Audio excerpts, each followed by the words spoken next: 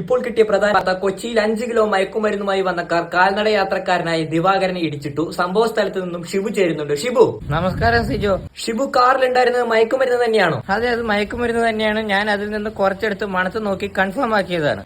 ദിവാകരന് ജീവൻ ആപത്ത് വല്ലതുണ്ടോ? ഇല്ല, ഒരു കുഴപ്പമില്ല. കൃത്യസമയത്ത് ദിവാകരൻ എത്തിയത് കൊണ്ട് ആംബുലൻസിന്റെ ജീവൻ രക്ഷിക്കാൻ കഴിഞ്ഞു. എന്തായാലും പോലീസ് സ്ഥലത്തുണ്ടല്ലോ. അപ്പൊ ഈ കാർ ഓടിച്ച ഡ്രൈവറെ എന്ത് ചെയ്യാനാണ് അവരുടെ തീരുമാനം? അങ്ങനെ ചോദിച്ചപ്പോ എന്താ പറയാ, പോലീസിനെ കസ്റ്റഡിയിൽ എടുക്കാൻ തന്നെയാണ് ഡ്രൈവറുടെ അന്തിമ തീരുമാനം.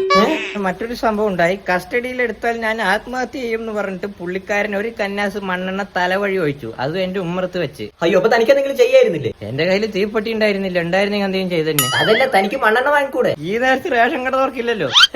പ്രേക്ഷകരെ, ഷിബു മയക്കുമരുന്ന് അടിച്ച് കിറങ്ങിയിരിക്കുകയാണ്. അതുകൊണ്ട് നമുക്കൊരു ബ്രേക്ക് എടുക്കാം. പിന്നെ വേറെ ഷിബു മതി, മറ്റേ സംഭവം പറഞ്ഞ് അവസാനിപ്പിച്ചോ. ക്യാമറമാൻ കസ്തൂരിയോടൊപ്പം ഷിബു.